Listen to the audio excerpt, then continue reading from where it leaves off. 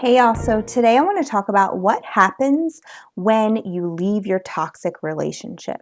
So oftentimes people just assume that because you've left, everything just goes to a state of normalcy like it was before. Well, that can't happen because one, you're a completely different person, and two, they're not going to give up that easily. And unless you've been in a toxic relationship, you probably won't know that to be true. So this is why a lot of people will say, I don't understand why you don't just leave, or why would you stay if that's what's going on? And I think it's because deep down they don't understand, like we understand, that leaving isn't the end. That leaving isn't going to be the part where all ties are severed and everything just goes back to the way it was. Once you've been in an abusive or toxic relationship, you're changed forever. And the way you navigate the world is very different. And you know that there's evil in the world, and you know that there are people who aren't just going to stop behaving the way they've been behaving toward you, but instead they're going to perpetuate it, and in fact might even make it a larger behavior because they're trying to get a response from you, and it takes more theatrics to get that response. And so let's talk about what happens and what we can do about it. So the first thing is that the abuse continues from afar, especially if you have a child with this person. So they're going to try to manipulate you, they're going to try to control you, they're going to use your kid to make that happen. They're going to consistently try to get to your emotions.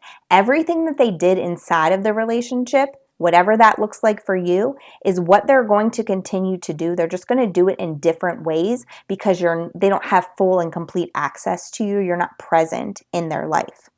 So for me, it looked like not paying the child support. So that was monetary or financial abuse. It looked like trying to manipulate my child into thinking negative things about me. It looked like tracking my car, and all of these things that were really under the umbrella of things that he did inside of the relationship.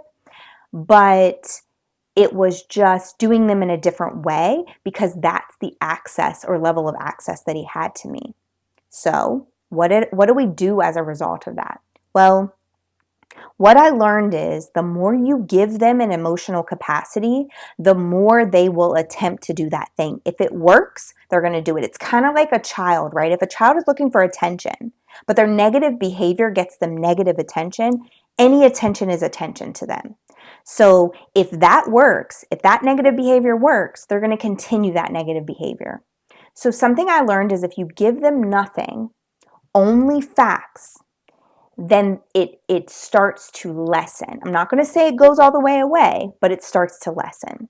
So if they send you this 13 paragraph long text and it's all of these things berating you or trying to make you feel like a bad person or trying to make you feel like less of a person, you have to comb through that message, regardless of how it makes you feel. You have to comb through that message and look for facts and facts only. So if it sounds something like, you're a bad mom, you know that he was supposed to come to me today at 5:30. I don't know why you're trying to change the time to 6 o'clock. Why would you do that? Because you know that I don't get enough time with him anyway, and you're just trying to keep me from my child. This is an example. The facts are the pickup time is supposed to be 5:30, but you're needing to change it to 6, right? Those are the facts and the facts only. So something that you could respond back with is, I know that the pickup time is 5:30. We need to change it to 6 because whatever that reason is, we can't get there on time, the bus is coming late, he has a field trip, whatever it is.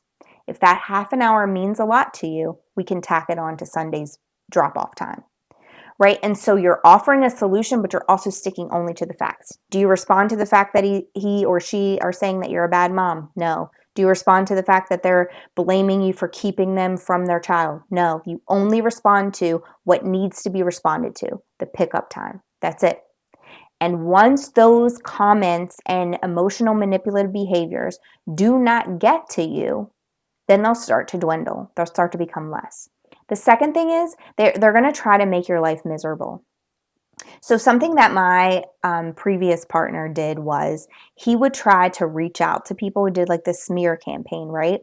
And it was so that I would be perpetually single. Like, he didn't want me to get into another relationship. So he was trying to make all of these people believe all of these things. In fact, he went way into my past from like teenage years to try to dig up and unearth some things that I had done in my past and use them to try to paint a picture of me in the present day. He was trying to make my life miserable. If I wasn't going to be with him, then I wasn't going to be happy with anyone.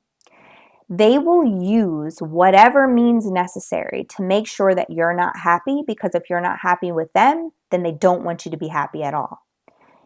That doesn't feel good when you're on the receiving end of it. It doesn't feel good when they're consistently trying to make you not experience joy. They don't want you to be happy. And if I'm being completely honest with you, there were times that I cried myself to sleep based on the things that he was doing. But then I realized that I knew him well enough to know what his moves were. I knew him well enough to know that when he made this move, this is what his motive was going to be behind it. And so what I started doing was predicting his plays. And once I could predict his plays, then I could know how to navigate the world in a way where I could still find joy. So if I knew that he was going to reach out to all of these people and say negative things about me, which is something that he did, if they were people who meant something to me, I would reach out to them first and be like, hey, so this happened, and he's probably going to reach out to you and say these things, right? Or I would prepare myself to be able to withstand and navigate through people's opinions changing of me in a negative way, so that if they did think negatively of me, it wouldn't affect me and take away my joy. I built my own armor thicker so that I could experience whatever it was that was the backlash of what his actions were, and it wouldn't take away from my experiencing joy in the world. I moved in such a way that he could not make me miserable. I wasn't going to give him the power to do so. And sometimes they use your children, and oftentimes there were temper tantrums and all of these things, and me saying, this is not fair, this is not the life that I want to live, this is not the way I parent my kids. And I started to preemptively plan for those things. I knew that's what he was going to do. So there were conversations that were had with my kids, not about him, but just about that experience altogether. So for instance, if I knew that there was going to be some, talk about me being a bad mom or whatever it was, I would make sure that they knew that I loved them, make sure that that he knew that I loved him, and make sure that he knew that, we had a good relationship, not in a manipulative way, but just in a very I want you to know this, because I knew that he was going to be manipulated into thinking otherwise. And I was okay with that, as long as I knew when I got him back that relationship wasn't going to be severed. And the only way to make that happen was to plan for his plays, because I knew that that's what he was going to do. And the last thing that happens is you react like you always have because you're fearful. When you're afraid of what they're capable of, and I've been in that space, trust me, when you're afraid of what they're capable of, it is hard to control your reaction to the things that they're doing. When you're afraid that they might hurt you or your family, it is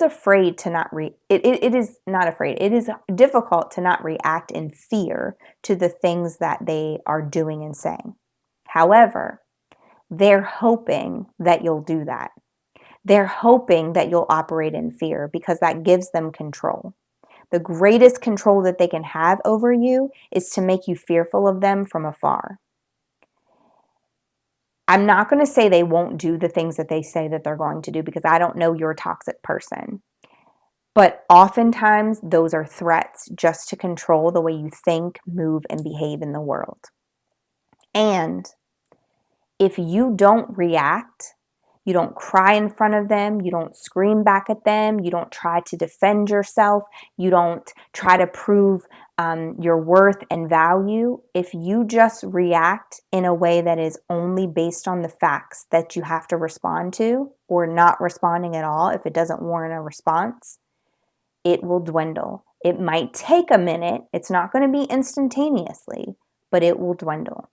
And there were times where I navigated my life in fear, and I thought he was going to do something or say something or hurt someone, or, all of these things played in my head, and it was overthinking because none of those things came to fruition, but I wanted to be prepared for what I thought he might do. And I would say, stop, don't do that. Can you please, and concede, and all of these things. And he never did what he said he was going to do. And two, I realized that my reaction was exactly his motive. And so when I got to a space where I said, I'm not reacting to anything that I do not have to react to. So as an educator, if he would send me a message saying, shouldn't our kid be able to read? Aren't you the education person? He can't even read, da da da da. I would respond with just facts. It's not developmentally appropriate for him to be able to read yet. He will learn to read at this time, and only to the whatever the fact was. Sometimes I didn't even respond to those messages. Like, you're not going to make me feel like I'm a bad mom or a bad educator, or I don't know how to do my own job because you've picked up this one little thing and you don't know anything about education, but you're going to try to use it to emotionally deplete me. So if you are in a situation where you're trying to leave an unhealthy relationship, and the people around you truly don't understand, and they're saying, I don't understand why you say stay, you should just leave. I want you to know I see you and I understand, because it's not that easy based on all of the things that could happen as a result of it. However, there is not enough that could happen on this end that is a good enough reason for you to stay and continue to be miserable and subject yourself to abuse. If you're somebody who has ended a toxic relationship and you're struggling in this transitionary period, I would encourage you to not only buy this journal, because I'm telling you to help you navigate all of those feelings that are underneath of your behaviors. The link is going to be attached.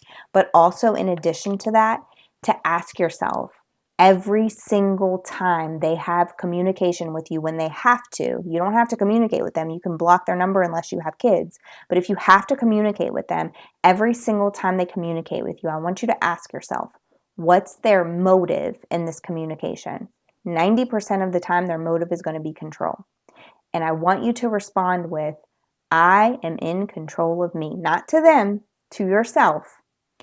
And then only respond with facts to them. Do not let them know they've upset you. Do not get yourself out of character to respond to them. Do not defend yourself. You are no longer in a space where you're trying to get them to see you in a different light. The only perspective that matters is your own, and you will start to see yourself as a stronger, more capable, and more present individual if you just look at your own perception of you. What does God say about me, and who am I? I could care less about any of the other opinions that are here. If you need help, you can certainly DM me on all social media sites or reach out to me on my website at carrienicole.com. I can absolutely help you navigate this same space that I've been through, not just once, but several times. Thank you for tuning in. I appreciate you, and I will see you soon.